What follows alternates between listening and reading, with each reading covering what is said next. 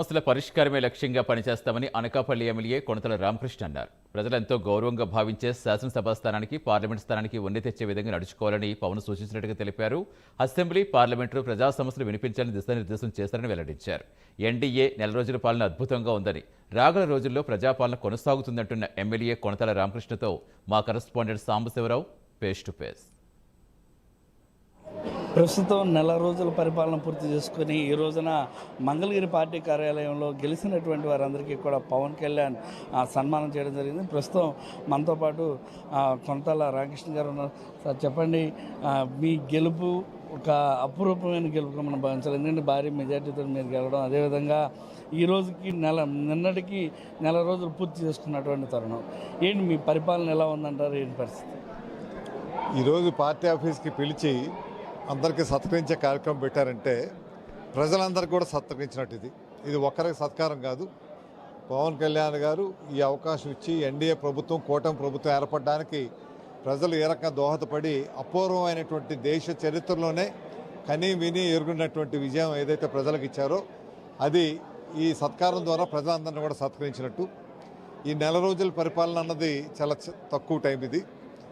ఈ తక్కువ టైంలోనే అనుకున్నటువంటి ముఖ్యమైన నిర్ణయాల్లో మరి ముఖ్యమంత్రి గారు, ఉప ముఖ్యమంత్రి గారు చంద్రబాబు నాయుడు గారు, పవన్ కళ్యాణ్ గారు కలిపి 5 ముఖ్యమైన కీలకమైనటువంటి అంశాల్లో నిర్ణయం తీసుకోవడం జరిగింది. అదేవిధంగా డిఎస్సి 16,000 ఉద్యోగాలు కానీ, నైపుణ్యాభివృద్ధి సంస్థ కానీ, 4,000 రూపాయలు పెన్షన్ ఇచ్చే కార్యక్రమం కానీ, ఇటువంటి ఎన్నో మంచి నిర్ణయాలు తీసుకోవడం జరిగింది. తప్పనిసరిగా ప్రజాస్వామ్యాన్ని గాడిలో పెట్టే విధంగా మళ్ళీ ప్రజాస్వామ్యం బలపడి ఒక ప్రజాప్రభుత్వంగా ఈరోజు అధికారంలోకి వచ్చినందుకు ఈ కార్యక్రమం నిరూపించుకొని ఈరోజు పిలుపు కూడా పవన్ కళ్యాణ్ అదే ఇచ్చారు. ప్రజలు ఏదైతే బాధ్యతతో మనకు ఓట్లు వేసి అధికారం ఇచ్చారో ఈ అధికారాన్ని సక్రమైనటువంటి పద్ధతిలో దౌర్జన్యాలు లేకుండా, అవినీతి లేకుండా ఒక నీతివంతమైనటువంటి పరిపాలన అందించాల్సినటువంటి ప్రజా సేవకులుగా పనిచేయాల్సినటువంటి అవసరం ఉందని ఈరోజు వారి పిలుపు ద్వారా ఒక సందేశం ఇవ్వడం జరిగింది. మనం చూస్తూ ఉన్నాం, ఏదైతే మంత్రిశాఖలు జనసేన పార్టీకి కేటాయించారో వాటిలో ముఖ్యంగా పౌర సరఫరాకు సంబంధించి కావచ్చు, ఇతర శాఖలకు సంబంధించి చాలా రివ్యూలు చేస్తూ ఉంటే ఏదైతే నేతలకు కూడా కళ్ళు చెదిరేటటువంటి దాంట్లో తప్పిదాలు జరిగినటువంటి పరిస్థితి, దాన్ని ఏ విధంగా చూడాలంటారు? ఇప్పుడు ఈ విధంగా వెలికితీస్తూ ఉంటే ఇంకా మీరు పరిపాలన సరిగ్గా చేయలేకపోతున్నారంటూ ఎద్దేవా చేస్తున్నటువంటి వైసీపీ నాయకులను ఏ విధంగా తీసుకోవాలంటారు? వాళ్ళకి అసలు పరిపాలన ఎక్కడ జరిగిందని గత 5 సంవత్సరాల్లో పరిపాలన లేదు కాబట్టి అన్ని వ్యవస్థలు సర్వనాశనం కుదేలైపోయినాయి. ఏ వ్యవస్థ కూడా సక్రమంగా పనిచేయలేదు. ఈరోజు ఏది తీసి ఇంకా మనకు తెలిసినవి చాలా తక్కువే. ఇంకా శ్వేతపత్రాలు కేవలం 6 or 7 డిపార్ట్మెంట్లకు ఇస్తున్నారు.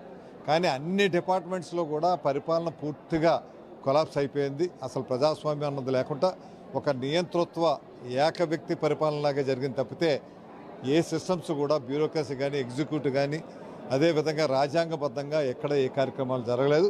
అందులో ఉదాహరణే నాదెళ్ల మనోహర్ గారు సివిల్ సప్లైస్ మినిస్టర్గా ఒక కాకినాడ ఒక చిన్న ఉదాహరణ మాత్రమే. ఇంకా ఇటువంటివి చాలా ఉన్నాయి. ఇంకా ఎతుకనుగోలుదే ఇంకా దొరుకుతూ ఉంటాయి. కాబట్టి ఈ పరిపాలన గాడిలో పెట్టడం చాలా పెద్ద పని. మళ్ళీ సక్రమైన విధంగా ప్రజాస్వామ్యబద్ధంగా చేయాలంటే తప్పనిసరి పరిపాలన అనుభవం ఉన్నటువంటి చంద్రబాబు నాయుడు గారు, అదేవిధంగా పవన్ కళ్యాణ్ గారు, వీళ్ళిద్దరూ నేతృత్వంలో తప్పనిసరిగా ఈ రాష్ట్రం ప్రగతి మార్గంలో ముందుకు వెళ్తుంది. ముఖ్యంగా మనం చూసుకున్నట్లయితే ప్రజాక్షేత్రంలో గెలిచినటువంటి వారు అసెంబ్లీలో కంపల్సరీగా ఉండాలి. కానీ జగన్మోహన్ రెడ్డి ఆయన అనుచరులుగా ప్రమాణ స్వీకారం చేసిన మొదలు అసెంబ్లీలోకి అడుగుపెట్టే ఆలోచన కూడా లేదంటూ కూడా సమాచారం అవుతుంది. ఇది దాన్ని ఏ విధంగా చూడాలి? అసెంబ్లీలో ఉండలేకపోయారంటూ పవన్ కళ్యాణ్ కూడా ఎద్దేవా చేస్తున్నటువంటి తరుణంలో వారి ఆలోచన విధానం ఏ విధంగా ఉందంటారు? ప్రజాస్వామ్యాన్ని నమ్మి ప్రజాస్వామ్యాన్ని విశ్వసించిన వాళ్ళు తప్పనిసరిగా ప్రతిరోజు కూడా అసెంబ్లీకి వచ్చి అసెంబ్లీలో జరుగుతున్నటువంటి చర్చల్లో పాల్గొని ఒక ఆరోగ్యకరమైనటువంటి ప్రజాస్వామ్యం ఏ రకంగా నడుస్తుంది అన్నది ఆయన ఇప్పటికైనా తెలుసుకోవడం చాలా మంచిది. ఫైనల్గా ఈరోజు ఈ సమావేశం ద్వారా పవన్ కళ్యాణ్ గారు కానీ మీరు కానీ ప్రజలకు ఏం చెప్పదలుచుకున్నారు? పవన్ కళ్యాణ్ గారు కొన్ని దిశ నిర్దేశం చేశారు, ఏమిటి అవి? స్పష్టంగా పవన్ కళ్యాణ్ గారు ఈరోజు ఒక దిశ నిర్దేశించారు. నాయకులకు కానీ, కార్యకర్తలకు కానీ పదవి ఆశించకుండా, పదవులు లేకుండా పనిచేసే విధంగా ఏ రకంగా గత 10 సంవత్సరాలుగా పనిచేశారో భవిష్యత్తులో కూడా అదే విధంగా పనిచేయాలి. ప్రజాస్వామ్య విలువలకు గౌరవించి ప్రజలకు సేవకులుగా అధికారం ఉన్నా లేకపోయినా మనం చేయాల్సిన ప్రక్రియ నిరంతరం అది కొనసాగాల్సినటువంటి అవసరం ఎంత ఉందని చెప్పారు. అదేవిధంగా బంధుప్రీతి లేకుండా అదేవిధంగా జనస్వామి కార్యక్రమం ప్రజలకు అందుబాటులో ఉండి ప్రజా సేవకులుగా పనిచేయాల్సినటువంటి అవసరం ఉందనేసి స్పష్టంగా చెప్పారు.